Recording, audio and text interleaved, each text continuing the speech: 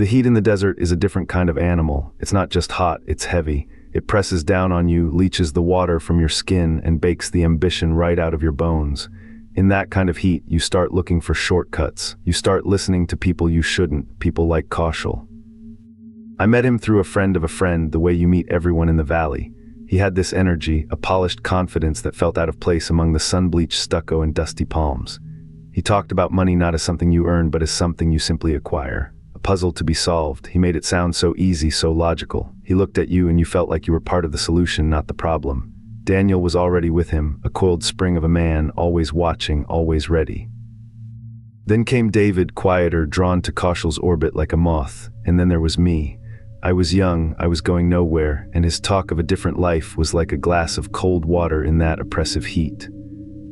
The name Mickey D's came up one evening as the sun bled across the San Jacinto Mountains. It wasn't presented as a person.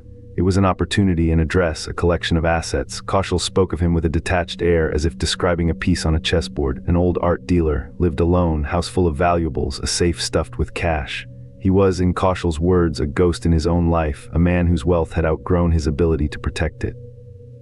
The plan felt abstract, a movie plot. We would go to the house. We would persuade him to open his safe. We would take what we needed and leave. No one gets hurt. It was a mantra Coachella repeated until it felt true. He had a way of smoothing over the jagged edges of an idea until it seemed perfectly reasonable. He said Mickey was a lonely man, that he'd invite them in. David, with his softer features, would be the key. The rest of us were just backup insurance. I saw the money. I saw a way out of the suffocating heat, out of my dead-end job. I did not see the man. The night we drove to his house, the air was still warm, thick with the smell of jasmine and chlorine from the neighborhood pools. The houses sat behind pristine walls, silent and illuminated. It felt like a different world, a place where people didn't worry about rent or gas money. It was the world Coachella promised us. We parked down the street. Miguel was behind the wheel, the designated driver, his face a mask in the dim light of the dashboard. He was just there for the driving, another cog in the machine. Walking up to the front door, my heart was a dull thud against my ribs. This was the moment it became real. The abstract plan was now concrete and tile under my feet. Coachella was calm, smiling his easy smile. He adjusted his shirt, a picture of confidence. Daniel stood slightly behind him, his posture tense, his hands flexing and unflexing at his sides. The door opened. Mickey D's was older, with kind eyes and a welcoming posture. He looked exactly like what he was, a man at ease in his own home, happy to have company. He let them in. The plan was working. I stayed back with Daniel for a moment, waiting for the signal. The air inside the house was cool, conditioned, a stark contrast to the oppressive night. It smelled faintly of polish and old paper. Art hung on every wall, sculptures stood on pedestals. It was a museum, a life's collection. And we were there to tear it apart. I don't remember who made the first move. It all dissolved into a blur of motion and panicked energy. The pretense of a social visit evaporated. One moment Mickey was talking, offering a drink, and the next he was on the floor. His friendly confusion twisted into terror. It wasn't supposed to be like this. Coachella's smooth words had promised a clean, simple transaction. This was messy. It was brutal. Daniel was the one with the duct tape. He worked with a grim efficiency, pulling strips from the roll with a sharp, ripping sound that cut through the silence. I watched, frozen, as they bound Mickey's hands and feet. He didn't fight much. He was a man in his 60s, and we were young and full of a terrible purpose. They sat him in a chair. His eyes, wide with fear, darted between us. He was trying to understand, trying to plead without a voice, as they had already taped his mouth shut. "The safe," Coachella said, his voice no longer charming, but flat and cold. "Where is the safe?" Mickey shook his head, his muffled sounds desperate. There was no safe, or if there was, he wasn't giving it up, or maybe he just couldn't speak. Coachella's frustration mounted. He paced the room, his eyes scanning the art, the furniture, as if the secret location was written on one of them. Daniel started tearing the place apart. He pulled paintings from walls, opened drawers, threw cushions on the floor. The quiet order of the house was shattered. Each crash of a falling object felt like a hammer blow to my own skull. This was wrong. Every part of me knew it. I was a spectator to a nightmare of our own making. I wanted to run, to disappear back into the desert night, but my feet felt rooted to the expensive rug. I was part of it. My presence was my consent. The search was fruitless. There was no safe filled with cash. There was just art, jewelry, things that needed to be sold, things that would leave a trail. Coachella's cold anger intensified. The plan had failed. We were exposed. We couldn't just leave him there. He had seen our faces. That's when they got the bag, a simple plastic bag. I saw Daniel take it from a roll in the kitchen. My mind refused to process what it was for. It was just a piece of plastic, but then he walked back into the living room and I knew what was going to happen. I turned away, I couldn't watch. I heard a scuffling sound, a muffled, desperate struggle. I focused on a painting on the wall, a swirl of abstract colors that made no sense. Nothing made sense. Then there was a profound stillness. The terrible, frantic energy in the room was gone, replaced by a vacuum of silence. When I looked back, Mickey was slumped in the chair. He was unnaturally still. The bag was over his head. Coachella was already directing the next steps, his voice crisp, back in control. We were to take what we could carry, the art, a laptop, wallets. He grabbed the car keys from a bowl by the door. His mind had already moved on to the next phase, the cleanup, the profit. For him, the man in the chair was no longer a person. He was a problem that had been solved. We moved through the house like thieves, which is what we were, but we were also something worse. I grabbed a small sculpture. It was heavy in my hands, cold and dead. We loaded the stolen items into the trunk of Mickey's car. No one spoke. The silence was heavier than the desert heat. We drove away from that silent, perfect house, leaving a man's life extinguished behind us. The days that followed were a surreal haze. We had a dead man's credit cards and a car full of his things. Coachella insisted we act normal. More than normal, he wanted us to act successful. We went to stores, a casino. We bought clothes, electronics. It was a frantic, hollow performance of wealth. I would watch Daniel swipe the card, his hands steady, and I would feel sick. Every purchase felt like dancing on a grave. Each surveillance camera felt like a witness, its unblinking eye recording our guilt. The camaraderie of the group disintegrated into paranoia. We were bound together by a terrible secret and the bond was strangling us. Coachella tried to hold it all together with his promises and his confidence, but the cracks were showing. I would see him on the phone, his voice low and urgent, trying to fence the art. Daniel grew more volatile, his coiled energy turning inward. David just seemed to disappear into himself. I couldn't sleep. Every time I closed my eyes, I saw the house, the art on the walls, the quiet terror in Mickey D's eyes. I saw the plastic bag. The guilt was a physical thing, a weight in my chest that made it hard to breathe. The desert heat felt like the fires of hell, and I knew with a certainty that chilled me to the bone that we were going to be caught. It was just a matter of time. The end came for me on an ordinary afternoon. The knock on the door was firm, official. I opened it to see two detectives. Their faces were impassive. They didn't need to say much. They already knew. Seeing them was almost a relief. The running was over. In the interrogation room, under the flat, humming lights, the whole sordid story came pouring out of me. The detectives just listened, their pens scratching on notepads. They showed me still photos from store cameras. There I was, standing behind Daniel as he paid with a dead man's money, a ghost haunting my own crime. Telling them was not an act of courage, it was an act of self-preservation. I gave them the names, the timeline, the ugly, unforgivable details. I described Coachella's charisma, Daniel's violence, and my own pathetic cowardice. Each word was a betrayal of the men I had followed, but staying silent felt like a betrayal of myself, of the small part of me that still knew right from wrong. I had followed a man who promised me a shortcut out of the heat, and he had led me straight into the fire. I survived, but a part of me died in that silent, art-filled house. It's a part I know I can never get back. The heat in Palm Springs, even in October, is a physical presence.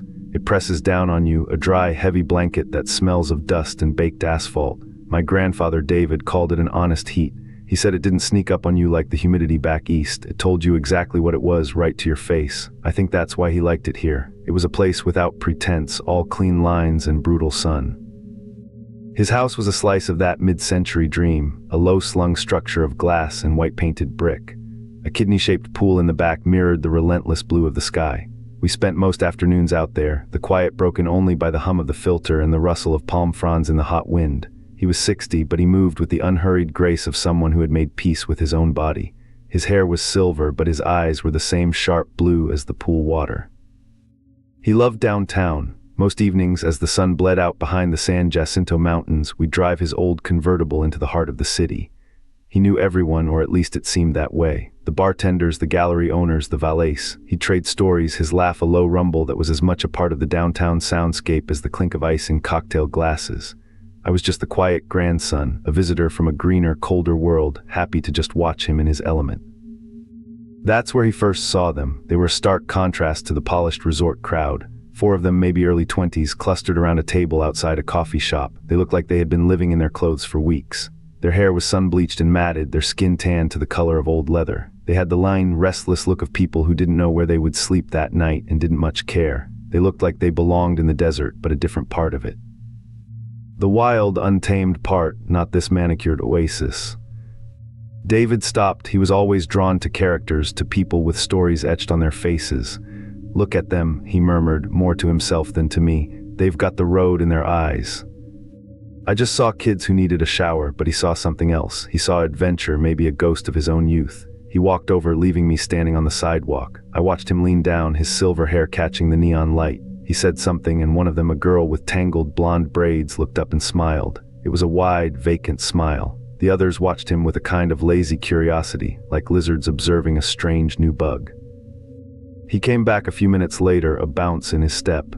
"They're heading down from Oregon," he said, "camping out near the Salton Sea, waiting for the season to start." "What season?" I asked. "The festival season," he said, as if it were the most obvious thing in the world. "They follow the music." I felt a prickle of unease. There was something off about them, a wiry, unpredictable energy. They were too thin, their eyes too bright, but David was charmed. For the next week they became a recurring feature of our evenings. We'd see them downtown and he'd always stop to talk, sometimes buying them a round of sodas or a meal. He said they reminded him of how he felt at their age, like the whole world was a map waiting to be unfolded. I'd stand to the side, feeling like a disapproving parent, and I hated that feeling. He was my grandfather. He was a grown man. They had a van, an old, faded blue thing with rust eating away at the wheel wells. It was always parked in a different spot, a nomadic home in a city of permanent vacation houses. One evening, David pointed it out to me. "That's freedom," he said. The windows were covered with tapestries from the inside. I could only imagine the stale, close air within. The last night the air was different. A storm was threatening, the first in months. The sky was bruised purple and the wind had a nervous edge, whipping napkins off the outdoor tables. We were walking back to the car after dinner. I could feel the first drops of rain, fat and warm, hitting my arms. And then we saw the blue van, parked under a street lamp at the edge of a mostly empty lot. The side door was open. 2 of them were sitting on the floor of the van, their legs dangling out. The girl with the braids and a lanky boy with a guitar case. They saw David and waved. "I'll just be a second," David said, his hand on my arm. "I want to give them a little cash for gas. It's a long way to the next town." "Grandpa, let's just go. It's starting to rain." He smiled, that easy smile of his. "It's just water, kid. I'll be right back." I watched him walk across the asphalt, his white shirt a beacon in the growing dark. He ducked his head to talk to them. The boy with the guitar said something, then gestured inside the van. Another figure appeared in the shadows of the interior. David hesitated for a moment, then he swung himself up, sitting on the edge of the van floor, his back to me. They were talking. I couldn't hear the words, just the murmur of their voices carried on the wind. He looked back at me over his shoulder and gave me a little wave, a casual flick of the wrist. A "don't worry about me" gesture I had seen 1,000 times. Then he shifted, turning his body fully into the van to look at something they were showing him. The boy with the guitar stood up and slid the heavy side door along its track. It closed with a dull, solid sound that was swallowed by the wind. I stood there. The rain was coming down harder now, plastering my shirt to my skin. The street lamps reflected in shimmering pools on the blacktop. I waited. I expected the door to slide open again any second, for David to hop out, laughing about the rain. 1 minute passed, then 5. The van's engine turned over, a rough, sputtering cough that settled into a low rumble. The headlights cut 2 cones of yellow through the downpour. For a moment I was paralyzed. This was wrong. This was all wrong. My feet felt like they were bolted to the pavement. The van pulled out of the parking spot, its movements slow and deliberate. It turned onto the main street and headed east, away from the glittering heart of the city, toward the open desert. Its red taillights dwindled, became 2 small embers, and then vanished. "He'll be right back." The words echoed in my head. I ran to the spot where the van had been. There was nothing, just a dark patch of oil on the wet pavement. I pulled out my phone. I called his number. It rang once, twice, then went to voicemail. His voice, calm and cheerful, filled my ear. "You've reached David. Leave a message and I'll get back to you." I walked back to his house. The journey felt impossibly long. I kept expecting to see him, to find him waiting on the porch, having gotten a ride from someone else. But the house was dark. His keys were on the small table by the door, right where he always left them. His wallet was there too, next to the keys. He had only taken a little cash with him. The police came. I told them everything, my voice feeling distant and strange, as if it belonged to someone else. I described the van, the kids, the girl with the braids, the boy with the guitar, but my descriptions felt useless, like trying to describe a dream. Their faces were smudged in my memory, generic and interchangeable. I didn't have names. I didn't have a license plate number. I just had the image of a faded blue van driving away in the rain. At first, the police were reassuring in a professional, detached way. A 60-year-old man, he probably just went off with some new friends. He's an adult. He has the right to disappear if he wants to. But I knew David. He wouldn't leave without his wallet. He wouldn't leave without his keys. He wouldn't leave me standing in the rain without a word. Days turned into a week. I stayed in his house, the silence amplifying my thoughts. Every car that drove by sent a jolt of useless hope through me. I printed flyers with his picture, his smiling, confident face looking out from the page. I posted them on every telephone pole, every community bulletin board, and every coffee shop downtown. I walked the same streets we had walked together, looking for the blue van, for the faces of the kids from the road, but they were gone. They had dissolved back into the landscape from which they came. The weeks turned into months. The police investigation slowed to a crawl. There were no leads. No one else remembered seeing the group. They had been ghosts passing through. David's bank accounts remained untouched. His phone never pinged another tower. He had vanished. He had stepped inside that van and simply ceased to be. I packed up his things. Each object was a memory, a small, sharp pain. His worn paperbacks, his collection of jazz records, the photo of my grandmother on his nightstand. The house felt like a museum of a life that had been abruptly cut short. I left Palm Springs, but a part of me never did. It's still there, standing on that wet pavement, watching the taillights of a blue van disappear into the desert night. The cold case file sits in a drawer somewhere, another unsolved puzzle in a city of sun-bleached secrets. People forget. New tourists arrive, the seasons change, the festivals come and go. But I remember the honest heat and the sound of his laugh, and I see his final wave over and over again. Not a wave of goodbye, but a casual, confident gesture that promised he would be right back. A promise that was broken by the vast, indifferent silence of the desert. The December air in the Coachella Valley had a different weight to it. It wasn't the oppressive, shimmering heat of summer that baked the life out of everything. It was thin and sharp, carrying the scent of creosote and distant, manicured lawns. The sun, even in the afternoon, felt low and tired, casting long, distorted shadows of palm trees across the stucco walls of the neighborhood. It was the kind of quiet that gets under your skin, a stillness that feels less like peace and more like a held breath. I knew that quiet. I had lived with it for years, but the silence that greeted me when I pulled up to Jack's house was something else entirely. It was a dense, formal silence, the kind that's cordoned off by official vehicles parked with discreet precision along the curb. Louise's voice on the phone had been a colorless thread of sound, devoid of panic but heavy with a finality that made my hands go cold on the steering wheel. She didn't say what happened. She just said my name, and then his, and then the address I already knew as well as my own. I got out of the car. A man in a plain suit, his posture rigid, stood near the walkway. He watched me approach, his eyes assessing, cataloging. He didn't stop me. Maybe he recognized me from Louise's description, or maybe he saw in my face that I belonged to the catastrophe unfolding behind the pristine desert landscaping. The front door was ajar. Inside, the familiar scent of lemon polish and Jack's pipe tobacco was overlaid with something else, something acrid and sterile. The house was a museum of a life suddenly stopped. A half-finished crossword puzzle lay on the ottoman. A pair of reading glasses rested beside it, one lens catching the slanted afternoon light. Everything was in its place, obsessively neat, the way Jack liked it. He was a man who believed in order and predictable outcomes. He built his business and his life on that principle. They told me in the study, the word they used was suicide. It was a clean, clinical word designed to close a file. It didn't fit the man I knew. It didn't fit the room with its dark wood and leather-bound books arranged by size and subject. It certainly didn't fit Jack Gannon. Jack was a rock in the swirling mess of the past year. He had been an anchor for his friends, especially for John. While the world was feasting on the Ramsey family's tragedy, Jack was the one making quiet phone calls, offering practical support, deflecting the ghouls. He was a man of action, of solutions. Despair was a luxury he didn't indulge in. Saw him just a few days ago at the club. We had a drink. He was angry, not broken. The anger was a low, steady burn in his eyes. He was furious at the media, at the investigators in Colorado, at the whole parasitic circus that had attached itself to his friends. He talked about the upcoming deposition, the endless rehashing of timelines and alibis. He called it a performance. He was preparing for it, gathering documents, lining up his facts. He was getting ready for a fight. Men getting ready for a fight do not turn a gun on themselves. A detective, a man with a tired face and a cheap tie, asked me questions. When was the last time I saw him? What was his state of mind? Was he depressed? The questions were a checklist, each one a neat little box to be ticked. I gave him the answers, but they felt like lies. Yes, he was under pressure. Of course he was. The whole country was watching, waiting for a crack in the facade, for a name to be named. The pressure was immense, a physical weight you could feel in the air whenever the topic came up. But Jack thrived under pressure. He was a pilot, a businessman. He navigated turbulence.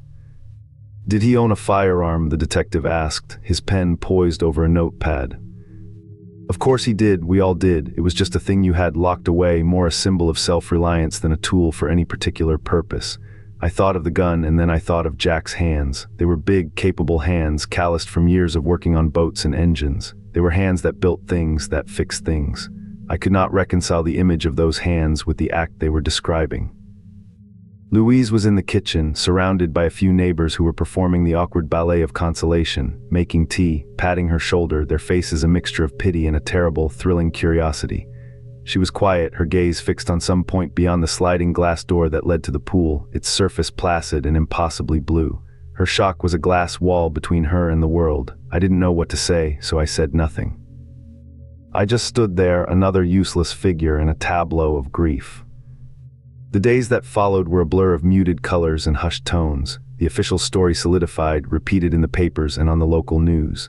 Johnny Jack Gannon, 62, a prominent local businessman and friend of the Ramsey family, had taken his own life. The narrative was simple, clean. The pressure had become too much, a man overwhelmed by the shadow of a national tragedy. It was a tidy explanation, and I didn't believe a word of it. I kept replaying our last conversation. He hadn't just been angry, he'd been worried about something specific. He mentioned a trip he and John had taken to New York long before everything happened. He was vague, but he'd said something about a meeting, something that the investigators were suddenly very interested in. They're trying to build a new box, he'd said, swirling the ice in his glass, and they want to put John inside it. They think I have the nails. He'd given a short, bitter laugh. They've got the wrong guy. He wasn't afraid, he was defiant. The funeral was a somber affair under a pale desert sky. John and Patsy were there, insulated by a small circle of friends, their own grief a constant, visible shroud. Their presence charged the air. Every whisper, every shared glance seemed to be about them, about the connection. Jack's death was no longer his own. It had been absorbed into the larger, hungrier story. It was a subplot, a footnote. I watched the faces of the people there. Friends, business associates, neighbors. Some looked genuinely sad, others looked nervous. They spoke in low voices about the tragedy of it all, about the terrible stress he must have been under, but their eyes kept darting toward the Ramseys as if looking for a clue, as if Jack's death was a message intended for them. In the weeks after, I found myself driving past his house. The police tape was gone, the curtains were drawn, it was just another house on another perfectly manicured street, but I couldn't unsee the invisible stain on it. I started piecing things together in my head, fragments of conversation, overheard remarks. The timing was what gnawed at me. Almost 1 year to the day since the little girl was found, just before he was scheduled to give a formal sworn deposition. He was a key witness, not because he was in Boulder that night, but because he knew John Ramsey's business, his character, his life better than almost anyone. His testimony would have been a powerful defense of his friend, or if the investigators were right, it might have been the nail they were looking for. Either way, his voice was important. And now it was silenced. Suicide is a private, desperate act. It is chaos. It is the end of order. The scene at Jack's house, from what I could gather, was the opposite. It was precise, contained. There was no note. Jack was a meticulous man. He wrote lists for everything. He would not have left without an explanation. He would have wanted the last word. I started to feel a creeping paranoia. Was I the only one who saw it? I tried to talk to a mutual friend, a man we both played golf with. I brought up my doubts, the coincidences. He just shook his head and clapped me on the shoulder. "It's a terrible thing, Leo," he said, his eyes not quite meeting mine. "Grief makes you see things. Let the man rest." Let him rest. The phrase felt like a dismissal, a warning. Don't dig, don't ask questions. The story has been written. I began to look at Palm Springs differently. I used to see it as a refuge, a place of clean lines, bright sun, and simple pleasures. Now I saw the shadows. I saw the discreetly powerful people in their private clubs, the ones who made problems disappear. I thought about the kind of money and influence that swirled around the Ramsey case, the stakes involved. A man's life, a friend's testimony, could be seen as just another variable in a complex and brutal equation. I never found any proof. There was nothing to find. The police closed the case. The media moved on to the next salacious detail in the Colorado mystery. Jack Gannon's name faded, becoming a piece of trivia for true crime enthusiasts, the friend who died under suspicious circumstances. But I live with it. I live with the quiet certainty that what happened in that study was not an act of despair. It was an act of removal. A piece was taken off the board because it was about to make a critical move. Sometimes late in the evening, when the heat of the day has bled into the sand and the mountains are just black shapes against a star-dusted sky, I sit on my patio and think about Jack. I think about his steady gaze and his firm handshake. I think about his anger, that righteous, protective anger for a friend he believed was being railroaded. And I know he didn't quit. Someone made him quit. His story didn't end. It was cut short. Here in the sun-bleached paradise of the desert, some secrets are just buried deeper than others, covered over by the shifting sands and the deafening, complicit silence. I survived, but a part of my own belief in order and reason died with him in that quiet room. It's a ghost that will never leave this valley. The heat was a physical thing, a weight on the roof of the Honda, pressing down through the metal and the headliner until I could feel it on my scalp. It shimmered over the asphalt in waves, making the distant mountains wobble like a reflection in disturbed water. My hands were slick on the steering wheel. 10 and 2, just like my father taught me, but my grip felt weak, temporary. The air conditioning blew a stream of cool, recycled air that smelled of dust and old plastic, a scent I knew would stay in my memory forever as the smell of the last day. My world had shrunk to this valley, the Coachella Valley. It was a basin of sun-bleached stucco, manicured golf courses that drank water we didn't have, and a sky so big and empty it made you feel like an insect. I was born here, and for 23 years I had watched the same sun rise over the little San Bernardino Mountains and set behind the San Jacintos. I knew every crack in the sidewalks of my neighborhood, every sun-faded storefront, every face that looked at me and saw not Audrey Nunez, but a collection of expectations. A daughter, a friend, a girl who was supposed to follow a path as straight and predictable as the highways that cut through the desert. But the desert has its own ideas. It's a place of mirages. From a distance you see water and shade, a promise of relief. Up close it's just more heat, more sand, more of the same struggle. My life felt like that, a mirage of contentment that dissolved the closer I got. I passed the last of the date palm groves, their shaggy heads drooping in the afternoon glare. The landscape opened up, turning harsh and alien. The road led toward the Salton Sea, a place people went to forget or to be forgotten. It felt right, a dead sea for a dead life.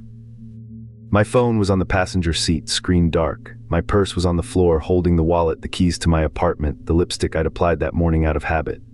Tangible pieces of a person I was about to dismantle. I didn't look at them. I kept my eyes on the road, on the shrinking line of the horizon. There was no music playing. The only sound was the hum of the engine and the rush of air against the glass. It was a lonely sound, the sound of a contained world moving through an empty one.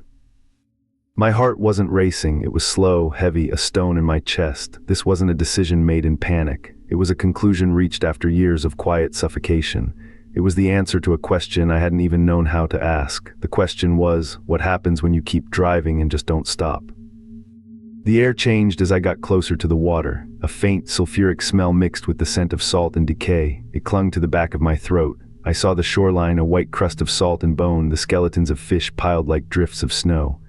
The water itself was a flat, metallic blue under the white sun, unnaturally still. There were no boats, no birds, not here, just a profound and unsettling silence.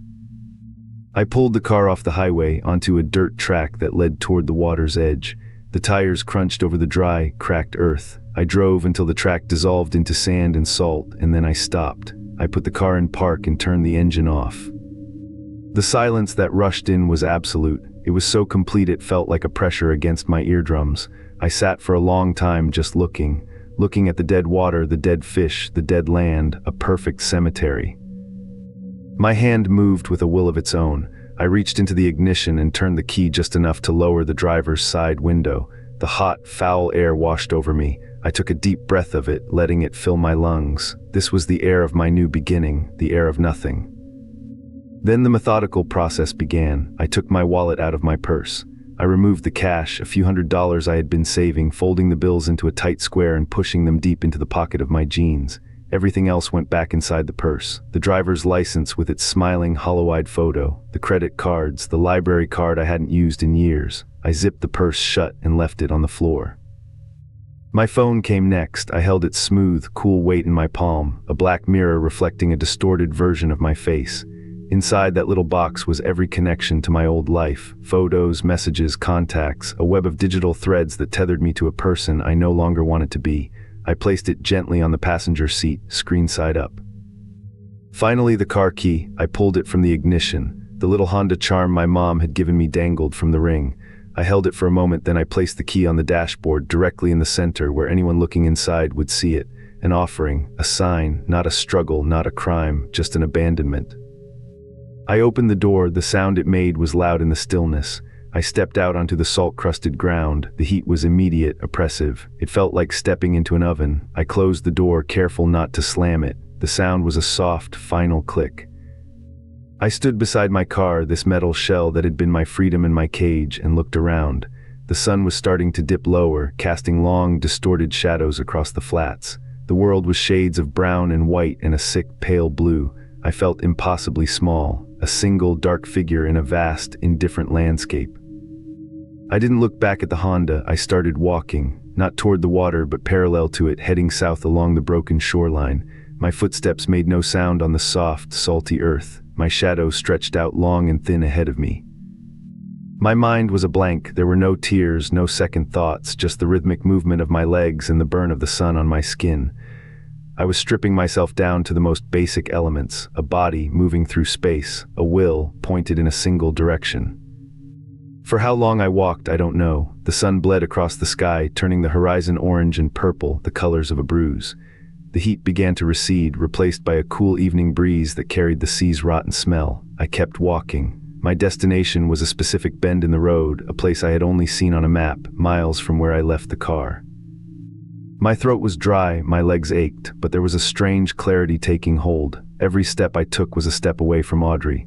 With each mile, her anxieties, her failures, her history, all of it seemed to flake away from me, left behind in the dust like shed skin. Dusk was settling, the deep blue of twilight erasing the last of the day's fire when I saw the headlights. They appeared exactly where they were supposed to, a pair of yellow eyes in the growing darkness. A pickup truck, old and beaten, pulled over to the shoulder of the empty highway. It waited. I didn't run. I kept my pace steady, climbing the gentle slope from the shoreline to the road. The gravel crunched under my shoes. The truck's engine idled, a low rumble that was the first man-made sound I'd heard since leaving my own car. The passenger door opened as I approached. The man behind the wheel was a silhouette against the dim glow of the dashboard lights. I didn't need to see his face. We had never met. We had only exchanged a few coded emails. He was a name on a screen, a contact from a corner of the internet for people who wanted to disappear, a ferryman for the river Styx of the modern world. I climbed into the cab. It smelled of gasoline and stale coffee. I pulled the door shut, and the sound was another finality, another seal on the tomb of my old life. He didn't speak. He just put the truck in gear and pulled back onto the highway. I stared out the passenger window, watching the desolate landscape of the Salton Sea slide by and recede into the darkness behind us. I was a ghost, watching my own haunting ground vanish. We drove through the night. I watched the stars, cold and sharp in the black desert sky. They were the same stars that had shone down on me my entire life, but now they looked different, unfamiliar, as if I were seeing them from a new world. I must have slept because I remember waking to the gray light of dawn. We were in a different state. The landscape was green, hilly. The air that came through the open window was cool and damp. It smelled of pine and wet earth. It was the most beautiful smell I had ever experienced. The driver pulled into a gas station in a small, forgotten town. He finally spoke, his voice rough from disuse. "This is as far as I go. Bus station is 2 blocks that way. It leaves in the morning." He handed me a worn envelope. Inside was a driver's license with my picture, taken weeks ago in a stuffy photo booth, but with a name I didn't recognize. There was a social security card, a birth certificate, all fake but good enough to build a new life on the bones of an old one. They were the tools for a resurrection. I took the envelope and the cash from my pocket. I counted out the amount we had agreed upon and gave it to him. Our hands didn't touch. It was a sterile transaction. "Good luck," he said, not looking at me. I got out of the truck. "You too," I said to the closed door. The truck pulled away, its red taillights disappearing down the road. I stood alone in the early morning quiet of a town I'd never seen before. I was nobody. I had no history, no family, no name that anyone here knew.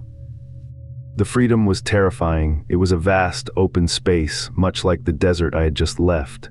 But this time it felt less like an ending and more like a beginning.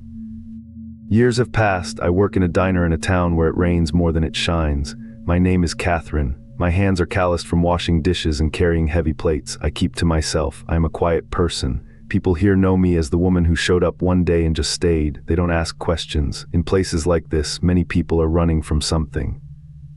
Sometimes, late at night, when the diner is empty and I'm wiping down the counters, I'll use the old computer in the office. I search the name, Audrey Nunez. I see the articles, the grainy photos of my old car by the Dead Sea, the pleas from my family, the speculation. Was it foul play? Did she run away? Did the desert simply swallow her whole? They call it a mystery, a tragedy. I look at the pictures of my younger face, the one on the missing person posters. I look at her eyes and I can still feel the weight that was behind them, the quiet desperation. I feel a pang of something, not regret, but a deep, hollow sadness for the girl who had to die so that I could live. She was so tired. I close the browser window, the screen goes dark, and for a moment I see my reflection. The face is older, lined with a different kind of exhaustion now, but the eyes are calm. I'm a ghost at my own funeral, a silent observer of a life that is no longer mine. I survived, but the desert always takes something in return. It took my name, it took my past, it left me with this. The quiet, the rain, and the simple, heavy peace of being no one at all. The air in the house was thick, not just with the late August humidity of Connecticut, but with the cloying scent of disappointment. It clung to the floral wallpaper and seeped into the dark wood of the furniture. My father's disappointment was a solid thing, a presence that sat at the dinner table with us. My mother's was a liquid, seeping under doors, a quiet, constant dampness. That afternoon it all came to a head. The words were quiet, which was always worse than the shouting. They were stones dropped into a deep well, the ripples spreading out to touch everything. Money, my choices, my future, or the lack of one they saw for me. My father stood by the mantelpiece, his back to me, but I could see the tension in his shoulders. He spoke about responsibility, about the family name. My mother sat in her armchair, twisting a tissue in her hands, her words a soft litany of worry and shame. They weren't just words, there was a current underneath, something colder and more dangerous. A text message from my father earlier in the day had set my teeth on edge, something about the police, something about me being set up. I had brushed it off as another one of his dramatic attempts at control, but now in the suffocating quiet of the living room it felt different. It felt like a closing door. I looked from my father's rigid back to my mother's tear-streaked face, and I didn't see concern. I saw a cage being built, bar by patient bar. I had to get out. The thought wasn't a spark. It was a fire that had been smoldering for years, finally given enough air to consume me. I waited until the house settled into its evening rhythm, the low murmur of the television, the clink of ice in my father's glass. I moved silently through the upstairs hallway, a ghost in my own home. My room was a museum of a life I no longer recognized. I grabbed a duffel bag and stuffed it with essentials. A few changes of clothes, the cash I had hidden in a hollowed-out book, my wallet. I left the phone on the nightstand. It felt more like a tracking device than a connection to the world. Each step on the staircase was a risk, a potential betrayal by a creaking board. I paused at the bottom, listening. Nothing. The keys to my truck were on the hook by the door. My fingers closed around the cool metal. It was a 2013 GMC Sierra dark blue, my truck, the one thing that felt truly mine. Outside, the air was a relief. The night was alive with the sound of crickets, a neutral chorus that didn't judge. I eased the truck door open, the interior light a sudden, unwelcome spotlight. I got in and shut it, plunging myself back into darkness. I didn't turn the engine on right away. I just sat there, my hands gripping the steering wheel, my heart a frantic drum against my ribs. This was it. I was severing the cord. The engine turned over with a low rumble. I backed out of the driveway with the lights off, my eyes straining in the gloom. Once I hit the main road, I flipped them on and pressed my foot down. I didn't look in the rearview mirror. I couldn't. Easton, Connecticut, dissolved behind me into a collection of receding streetlights. I drove west. I had no map, no plan, just a direction. The highway signs were meaningless names of towns I'd never see. All that mattered was the steady hum of the tires on the asphalt, the rhythmic sweep of the headlights cutting through the darkness. The miles spooled out behind me, a thread unwinding from the life I was leaving. My mind raced, replaying the conversation, the text message. We need to figure out what we are going to do, say tomorrow. His words, was it just about my debts or was it something else? The idea that they would frame me, their own son, to solve a problem felt insane, but the fear it ignited was cold and real. I had become a liability, a loose end, and they were people who tied up loose ends. Days blurred into a single, continuous act of motion. I slept in the truck at rest stops, waking with the dawn to the sound of idling semis. I ate greasy food from gas stations, the taste of cheap coffee a constant on my tongue. The landscape began to change. The dense green of the East Coast softened, flattened, then gave way to the vast, open spaces of the Midwest. The sky got bigger. I felt smaller, more anonymous. It was a comforting feeling. A destination began to form in my mind, a vague idea solidifying into a name: Coachella. I had seen pictures of it online, a sea of people in the California desert, lost in music and sun. It seemed like the furthest possible point from my parents' dark, wood-paneled living room. It was a symbol of a life I wanted, one that wasn't defined by their expectations or my failures. It was a place to disappear. The drive across the desert was grueling. The sun beat down on the truck, the heat shimmering off the asphalt in waves. The air conditioning fought a losing battle. My world was the blue hood of the Sierra, the endless stretch of blacktop, and the pale, sun-bleached mountains in the distance. I finally rolled into Palm Springs in the late afternoon. The air was different here. Dry, hot, scented with dust and blooming flowers. Palm trees lined the streets like sentinels. The light was golden, softening the edges of the stucco buildings. It was beautiful, but it didn't feel like a finish line. It felt like another kind of limbo. I knew I couldn't keep the truck. It was a rolling piece of my past. It was registered to me, a direct link back to Easton. Sooner or later, someone would be looking for it for me. I needed to become a ghost. I found a commuter lot, a sprawling expanse of pavement tucked away near the highway. It was filled with cars left by people taking buses or carpooling into the city. It was perfect. A car could sit here for days, even weeks, before anyone took notice. I parked in a far corner under the shade of a lone, dusty tree. I sat for a long time, just as I had in the driveway back home. This felt like the real final act. I was about to strand myself willingly. I took my duffel bag and the last of my cash. I wiped down the steering wheel, the door handle, any surface I had touched with the sleeve of my shirt. A pointless gesture maybe, but it felt necessary. I opened the door and stepped out into the oppressive heat. I didn't lock the truck. I left the keys in the ignition. An invitation, take it, I thought, make it disappear. I slung the bag over my shoulder and started walking. I didn't look back. The blue GMC Sierra was no longer my truck. It was a ghost, a hollow monument to a life I had abandoned in a dusty parking lot thousands of miles from where I started. From there I was adrift. I used my cash to buy a bus ticket, not to Los Angeles but south towards San Diego. I wanted more distance. I spent the first few weeks in a haze, staying in cheap motels, the kind with flickering neon signs and sheets that smelled of bleach.